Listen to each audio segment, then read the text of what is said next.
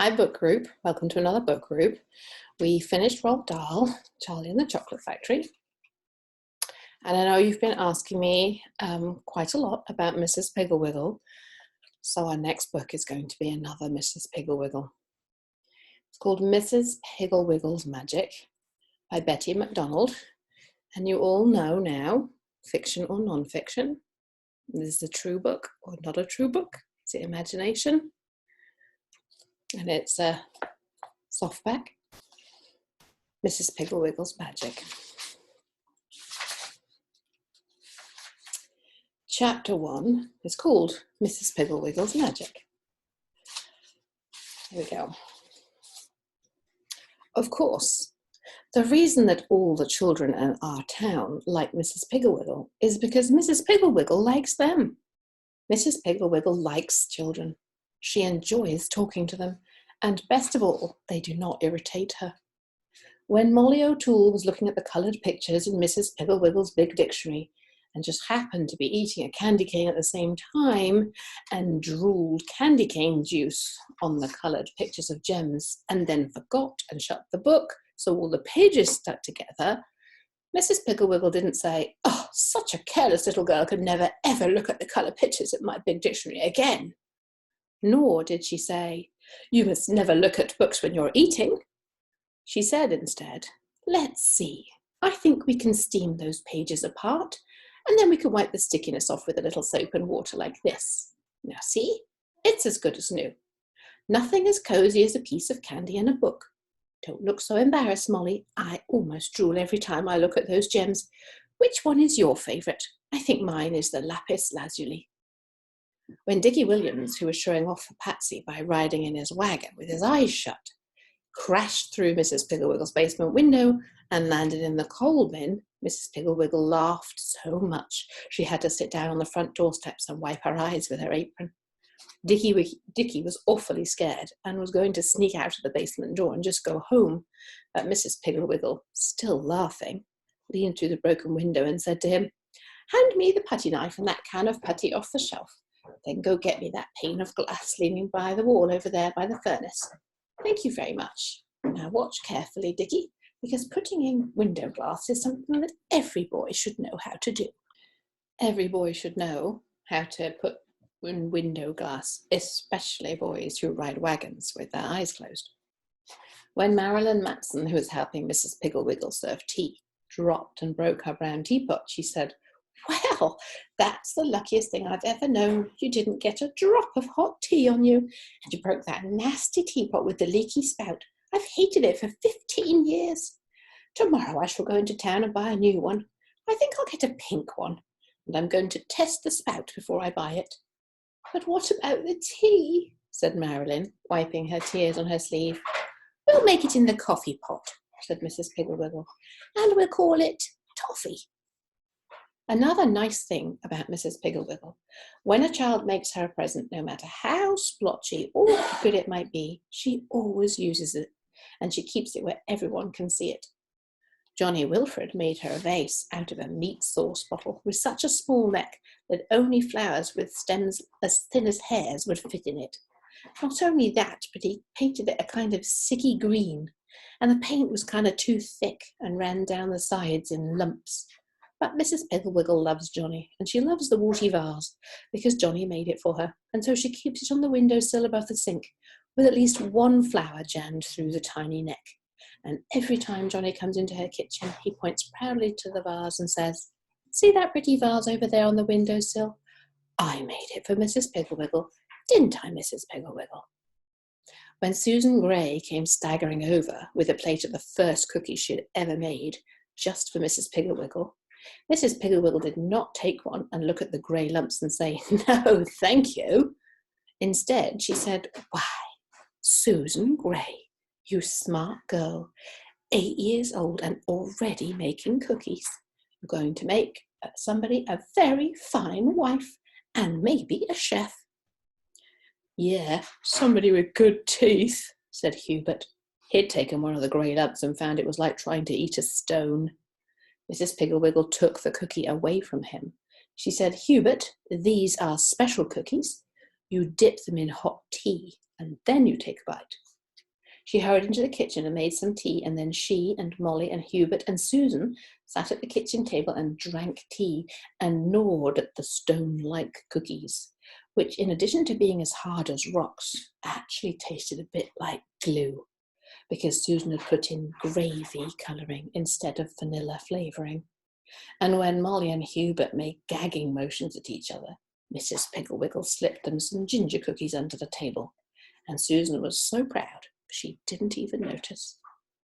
Julie Ward knitted Mrs. Piggle a scarf that was about 10 yards long and 2 inches wide. And when Mrs. Piggle opened the box, she didn't say, "Oh my, Julie, you must have had a giraffe in mind when you made this scarf." Instead, she said, "Do you know, Julie, this is much too pretty to wear as a scarf and keep inside my coat, so I'm going to wear it as a sash." She took the long, blue, wormy-looking scarf and wrapped it round and round her waist and looped the ends over, and it did look nice from a distance, and Julie was so proud. Here's some other children. You see in her living room, you can see the scarf. That's the scarf there. And there's Julie there. Julie said, "Do you know, Mrs. Piggle, when I was making that scarf, I said to myself, I'll make this a little bit longer, and then Mrs. Piggle can wear it as a belt too." Of course, she hadn't really thought that. What had actually happened was that she knitted on the scarf every afternoon when she was listening to the radio, and she just forgot to stop knitting.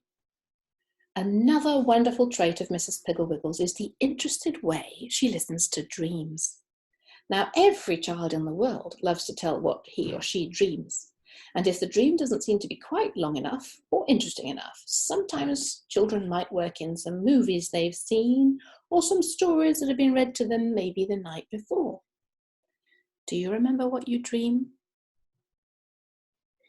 Dream telling is very good for the imagination, but unfortunately, dream telling usually happens at breakfast, and that's a time when daddies and mummies are slightly irritable, maybe they're tired, always in a hurry, and in no mood for long drawn-out stories of, "And then I was riding on an elephant, and 2 people came up and tried to catch the elephant, and then I turned into a walnut, and I dropped onto the ground, and this," and about this time, your mothers might say, "You should let the dream go and finish your cereal and get ready for school."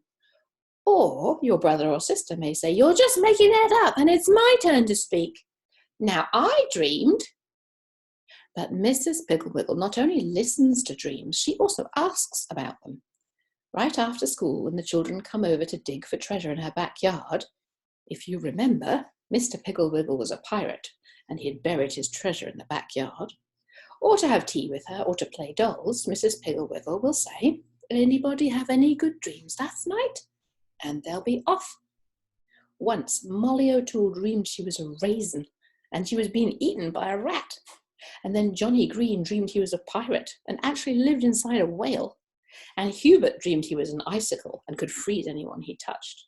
And Susan dreamed that her dolls all came alive at night. And Larry dreamed he was a cowboy with a white horse. And Mary Lou Robertson dreamed that her covers were frosting and woke up with a mouth full of blanket. Kitty dreamed she was a movie star and had a real fur coat. And Patsy said she dreamed she was an electric toaster. Everybody said she was making it up, and then Patsy cried, and Mrs. Piggle said she'd help Patsy with her dreams. Some of the children's dreams are so long and dull and full of so Mrs. Piggle finishes them off for them and says, "That was the way it was, wasn't it, Bobby?" Much to their evident relief. So you can see, loving children the way she does, Mrs. Piggle just naturally understands them, even when they're being very difficult, which is why, of course, all the mothers in the town call Mrs. Piggle whenever they're having trouble with the children. And Mrs. Piggle always knows what to do, and then she, of course, has a big cupboard full of magic powders and pills and appliances to help cure children of their bad habits. Chapter 2, The Thought You Said's Cure. Mr. Burbank absently reached from behind his newspaper for the sugar bowl. His groping fingers hit the toast, the honey, the salt cellar, and finally found the sugar bowl. His children, Darcy, Alison, and Bard, nudged each other and laughed. Every morning Daddy felt round on the table for the sugar while he read news in the newspaper. One morning the news in the newspaper was so bad, and he was so absent-minded he actually put jelly in his coffee. The children were anxious for him to do it again, and hopefully pushed everything except the sugar bowl into the path of his searching hand. This morning, as soon as Mr. Burbank had found the sugar, he put the paper down with a bang. "Sugar bowl's empty," he said. Mrs. Burbank, who was buttering some toast, said, "Oh, Darcy, dear, would you run out to the kitchen and fill the sugar bowl, dear? The sugar's in the big red can." Darcy obediently got up from the table, took the sugar bowl, and went out into the kitchen. After a long, long time, he came back to the breakfast table with a plate of cinnamon rolls. "What are these for?" his father asked. "Where's the sugar?" "Sugar?" said Darcy. "What about sugar?" "I told you to fill the sugar bowl," said Mrs. Burbank. "Oh," said Darcy. "I thought you said, get the cinnamon roll." All three children looked at each other and laughed loudly. Finally, Mr. and Mrs. Burbank laughed too, and then Darcy went out and filled the sugar bowl. And Mr. Burbank, after 3 cups of coffee, actually missed his bus and decided he had to walk to school with the children. Just as they were going out the front door, Alison remembered her math book. She ran back upstairs for it. In a minute, she leaned over the banisters and called out, "Mum, did you see my math book?" Mrs. Burbank said, "What does it look like, dear?" Alison said, "It's blue and not very thick." Mrs. Burbank said, "I think it's on the table in the hall." And Alison said, "How did it get there?" Mrs. Burbank said, "Where? I said it's on the table in the hall." "Oh," said Alison, "I thought you said it's out in the stable in a stall." All three children roared with laughter. Alison did find her math book, and they all left the house laughing and repeating, "Out in the stable in a stall." Mr. Burbank said, come on, we haven't got all day."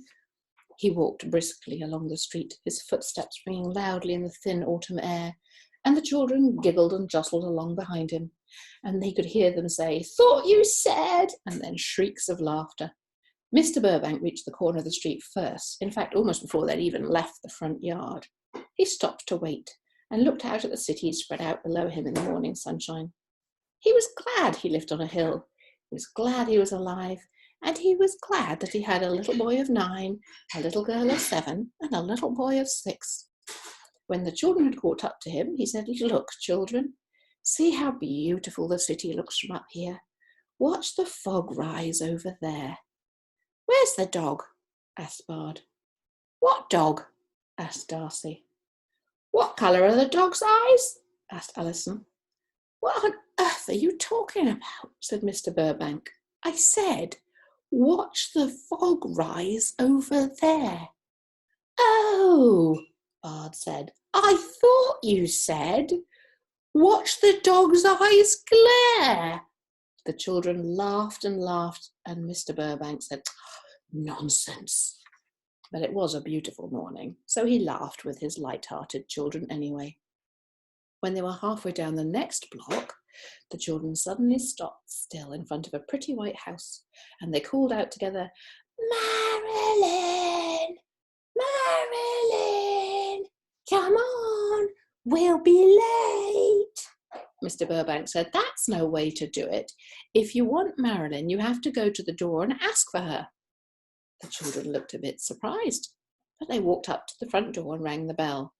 Marilyn's mother opened the door and said something to the children, and that seemed to send them into fits of laughter. They were doubled over with laughter and holding their sides as they came back down the pathway to their father. "Now what's so funny?" asked Mr. Burbank. Darcy said, "Marilyn's mother said that Marilyn fell into the toaster and is burnt up dead." Mr. Burbank said, "What did Marilyn's mother really say, and why isn't Marilyn going to school?" And Alison said, "No, she said Marilyn fell in her coaster and hurt her head, And Darcy thought she said Marilyn fell in the toaster and is burnt up dead. She fell into another fit of laughter. Mr. Burbank didn't laugh. Instead, he bent down and examined Darcy's ears very closely. Darcy's ears were quite large and pink and soft and quite clean. They should work, he said, looking at all of the other children's ears. They all seemed quite normal. The children wanted to know what he was doing. Bard said, "What are you doing that for, Daddy?" Mr. Burbank said, "I'm trying to decide whether I should get you an ear trumpet." "A beer crumpet? What's that?" asked Bard.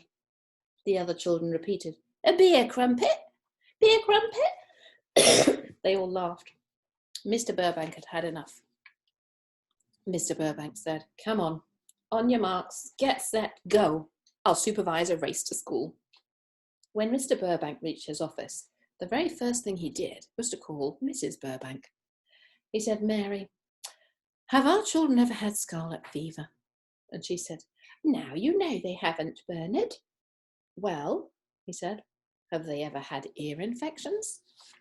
Why do you think he's asking these questions? "Goodness me, no," said Mrs. Burbank. "They've never had anything. They are the healthiest children in the whole neighbourhood. Whatever is the matter?" Can you hear meowing? That's one of my cats. If he visits, I'll put him on camera for you. His name is Lewis, and he's big and orange, and he's loud. So I'm sorry if you hear him meowing. "They are the healthiest children in the neighbourhood," went on Mrs. Burbank. "Why, what's the matter?" Mr. Burbank said, "Plenty. They can't any of them hear well. I told them to look at the fog rise. Then they thought I was talking about dog's eyes. Marilyn's mother said she fell off her coaster and hurt her head, and they thought she said Marilyn fell in the toaster." "Bernard," said Mrs. Burbank, "did you ever hear of anyone falling in a toaster? Of course not. There's nothing wrong with our children's ears. It's just that they're going through that phase, that awful thought you said phase." "Well, we need to get them out of it," said Mr. Burbank. "They sound like dupes. Dog's eyes, indeed." "Don't you worry, dear," said Mrs. Burbank. "I'll take care of it." As soon as she finished talking to Mr. Burbank, Mrs. Burbank called Marilyn's mother to find out about how Marilyn was, if she was actually badly hurt, and if there was anything she could do. Marilyn's mother said Marilyn was just fine, but the doctor thought she should stay quiet for a day or two. And when Mrs. Burbank asked Marilyn's mother if she had ever had any trouble with "thought you said," and told her about the sugar bowl, the cinnamon rolls, the math book in the stable, Marilyn's toaster fall, the dog's eyes, Marilyn's mother said, "Mrs. Burbank, I'm so glad you called me. You see, Marilyn's been doing the same thing all morning. I was so afraid that knock to her head had affected her mind. When I asked her if she wanted crumpets on toast, she said to me, 'Bumped on the nose who?' And when I asked her if her head pained her, she said, 'I thought you said is the bed painted.'" Mrs. Burbank said, "I'm going to call Mrs. Piggle and see if Terry or Teresa are thought you saiders. She's such a good manager that if they do have thought you said itis, she's probably thought of a cure." Marilyn's mother asked Mrs. Burbank to call her back if she got any useful information, and they said goodbye. Then Mrs. Burbank called Mrs. Teagle, and she told her all about the "thought you said itis," and asked if she'd had any similar experiences with Terry or Teresa. And Mrs. Teagle said, "Oh, and now, Mrs. Burbank, you will see we have always studied correct speech, and we all speak correctly. The children always pronounce all their vowels and all their consonants, and therefore we never have any trouble understanding each other. Perhaps you do not speak distinctly, you and Mr. Burbank. Perhaps your poor little children cannot understand you. I am holding little speech classes every day afternoon, and if you..." This is Lewis. Hello, Lewis. Say hello. Hello, book groupers. This is Lewis. I'm hoping he won't stand on my computer. Don't knock my computer. He's listening. If you and Mrs. Burbank and Mr. Burbank are interested, she went on, I would be glad to have you attend. I wouldn't care to have the children because I am afraid they might spoil my children's speech. Mrs. Burbank thanked Mrs. Teagle for her kind offer and told her that perhaps she was right. She and Mr. Burbank would try to speak more clearly, and if things didn't improve within a week, they may join the speech classes.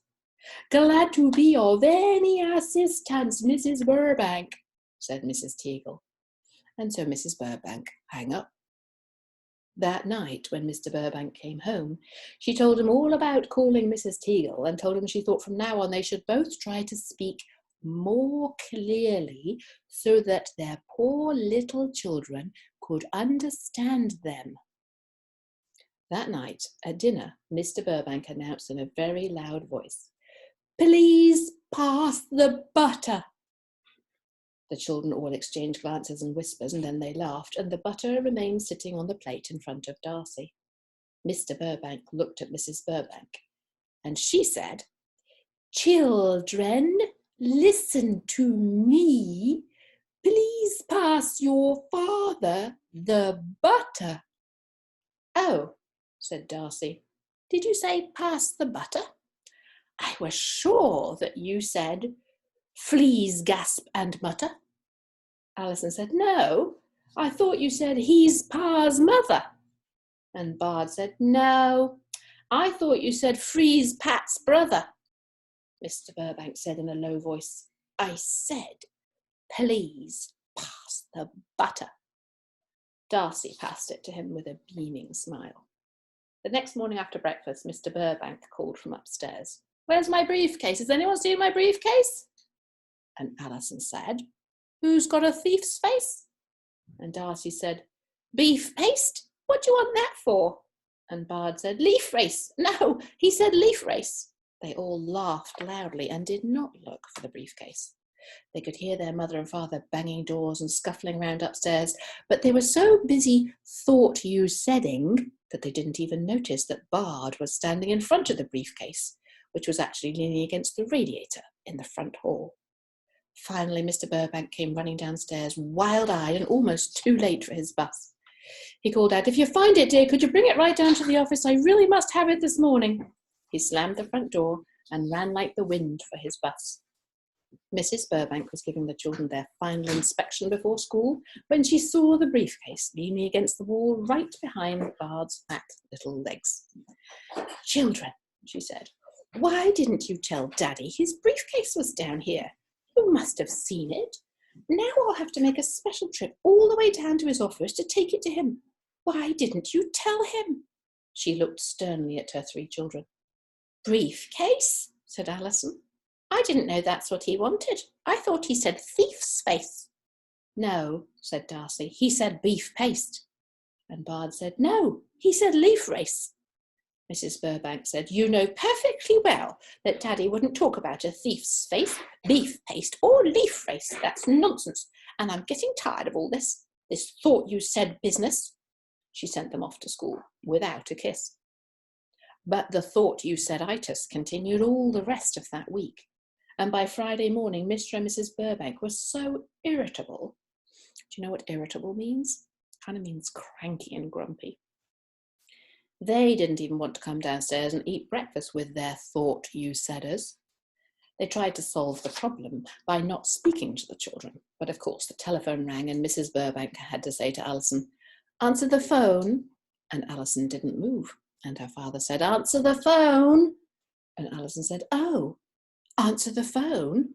I thought you said, this ham's got a bone, and Darcy said, no, I thought you said, the dancers are home. And Bard said, no, I thought you said, the jam's all alone. It was the last straw. Mr. Burbank said, this nonsense has got to stop right now. I'm not going to eat another meal with the thought-you-saids. As soon as the children had left for school, and even before she'd washed up the dishes, Mrs. Burbank decided she had to do something about the thought-you-saiders. She poured herself another cup of coffee, sat down at the breakfast table, and thought and thought. Her dog came and sat beside her, and she gave him a small piece of ham and stroked his head and wondered. What should she do? She was just going to call Mr. Burbank's mother when the telephone rang again. Mrs. Burbank answered. It was Mrs. Piggle Wiggle, and she wanted the children to come over for tea. Mrs. Burbank said, "Oh, Mrs. Piggle Wiggle, I'm so delighted you called. I was just sitting here at the breakfast table, wondering what in the world to do." And she told Mrs. Piggle Wiggle all about the Thought You Saiders. Mrs. Piggle Wiggle said, "There's a regular epidemic of Thought You Said-itis all over town, Mrs. Burbank. It's really very harmless, but it can be most annoying to parents, especially when they're in a hurry. I have suffered with it myself this week too. Put on your shoes is Thought You Said sat on a fuse. Get me a tack is Thought You Said butter a cracker, and so on. Fortunately, the cure is very simple. I have a magic powder which you sprinkle in the children's ears. It makes their hearing so keen and sharp, they'll be able to hear spiders stamping across the floor, leaves crashing to the ground, flowers snapping open their petals, and fireflies striking matches that light their lanterns. But I have to warn you, tomorrow when the children are wearing the magic hearing powder, you must not pop corn, run the vacuum cleaner, or serve dry, crunchy breakfast cereals. The noise would be too painful for them. I'll send the powder over when the children stop by after school, and you might also want to lend a little bit to Marilyn's mother too. Goodbye and good luck." Mrs. Piggle Wiggle hung up the phone. After school, the children came rushing in to deliver the package from Mrs. Piggle Wiggle and to change clothes. Mrs. Piggle Wiggle's package contained a tiny little box of white powder. Mrs. Burbank felt the powder and smelled it. It felt a little bit like talcum powder and smelled like ginger. She put it under a pile of clean handkerchiefs in her handkerchief box. That evening, after the children were in bed, she told Mr. Burbank all about it. He thought the magic powder sounded wonderful and decided to try a bit in his own ears too. Mrs. Burbank went up and got the bottle, and Mr. Burbank put a pinch in his left ear, and then immediately he shouted, "Turn off that terrible radio, it's too loud!" Mrs. Burbank rushed over and turned the radio off. "It's thundering outside," said Mr. Burbank. "I think we're having a storm." Mrs. Burbank listened. She couldn't hear any thunder. She opened the door and looked out. The sky was a clear dark blue and covered with stars, and the night was as still and quiet as a picture. "The storm's getting closer," Mr. Burbank shouted. "I'm thinking it's almost overhead now. Can you hear it?" Mrs. Burbank came in and closed the door. "Bernard Burbank," she said, "it is a cold, clear, perfectly peaceful night. There's no thunder."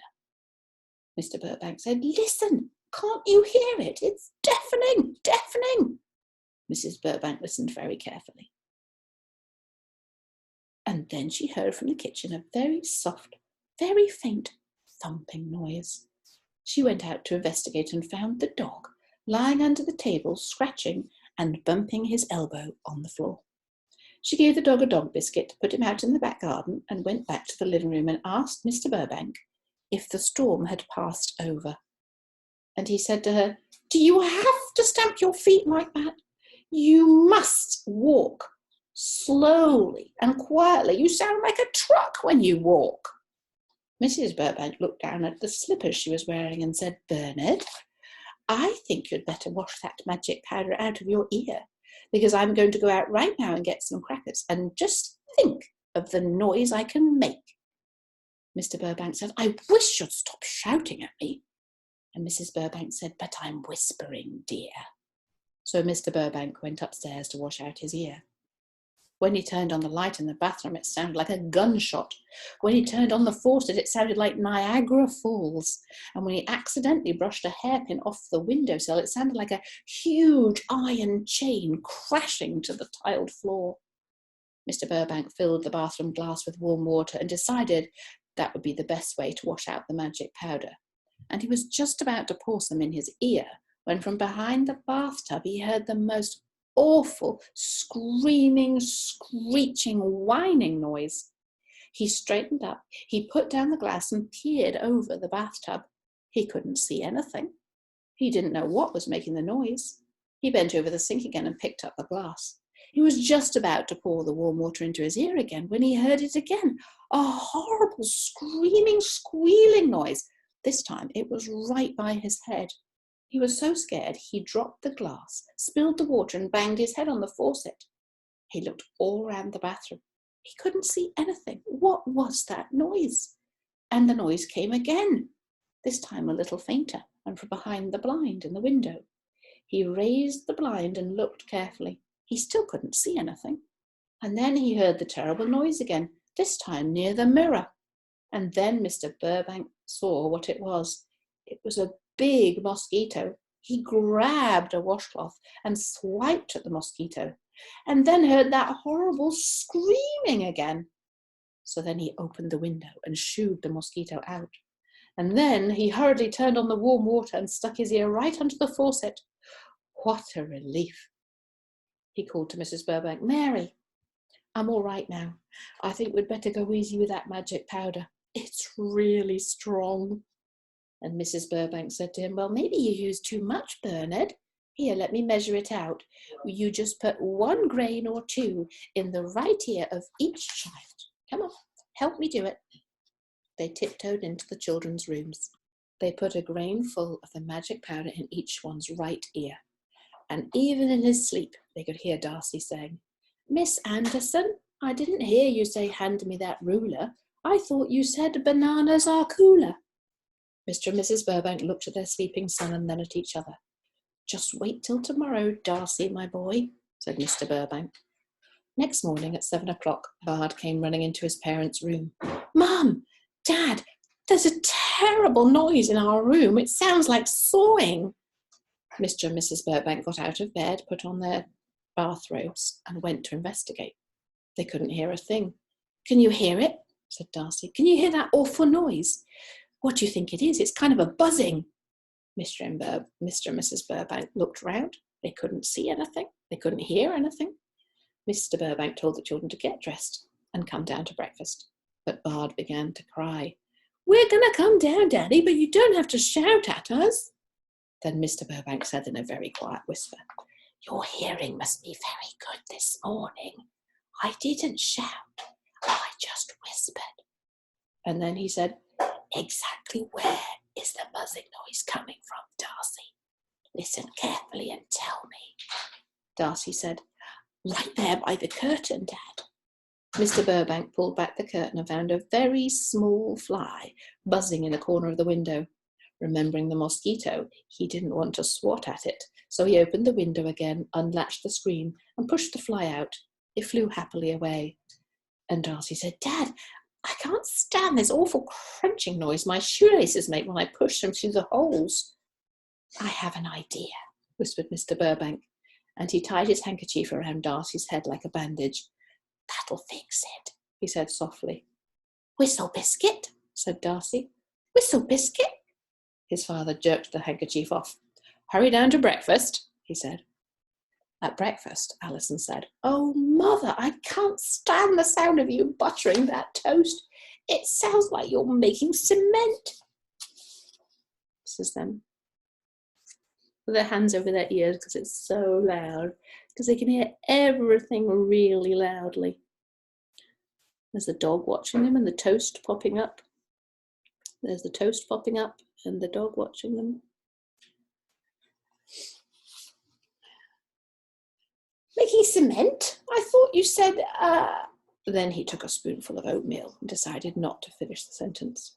A piece of toast popped out of the toaster and all 3 children jumped. And Darcy said, "Mother, you really need to warn us when you're going to make so much noise." And Mrs. Burbank said, "I'm so sorry, but it didn't seem loud to me. I guess my ears aren't very good." And Alison said, "Come on, boys, let's go to school." And Darcy said, I thought you said poison. Oh, I don't really know what I meant." And Alison said, "Oh, that dog's breathing is so loud I can't hear a thing. And does he really have to splash his tongue around in his mouth like that?" Mrs. Burbank called the dog over and gave him a big piece of bacon. He snapped and gulped at it, and all three children jumped and shuddered and put their hands over their ears. "What a horrible noise," said Alison, glaring at the poor dog. "He's just like some terrible kind of jungle beast." And Mrs. Burbank said, "Come on, children, put on your coats. It's time for school." And Alison said, "Spit on your coats? I thought you said spit on your coats." Nobody laughed. And Darcy said, "Could you please not talk so loud, Alison? It hurts my ears." And Bard said, "Didn't you hear what Mother said? She didn't say spit on your coats. She said, put on your coats." And Alison said, "I know, I can hear. Let's go." The front door closed quietly, and Mrs. Burbank said to her husband, who was looking for the sugar, "That's the first time in 5 years they haven't slammed the front door. Here's the sugar, dear. There's 4 minutes before your next bus." Then the front door opened and the three children came back, crying, into the house. "It's awful," said Alison. "We can't stand it. The sidewalk is covered with leaves, and when we walk on them, the noise is so dreadful we can't bear it. It sounds like hundreds of giants chopping wood." "It sounds like millions of paper bags," said Bard. "It sounds like thousands of houses crackling and burning," said Darcy. "Crackling, crackling." Mrs. Burbank said, "Bernard, I think we'd better wash out their ears, and we'll give Mrs. Piggle our heartiest thanks, I believe." Mr. Burbank said, "What's she done wrong?" "Who?" said Mrs. Burbank. "Mrs. Piggle," said Mr. Burbank. "What are you talking about?" said Mrs. Burbank. "I said we should give Mrs. Piggle our heartiest thanks." "Oh," said Mr. Burbank, "I thought you said we have to go and give Mrs. Piggle your hardest spanks." The children looked disgusted. The end of the chapter. I'm going to stop book group there. Next book group, the chapter is called The Tattletale Cure. See you for the next time.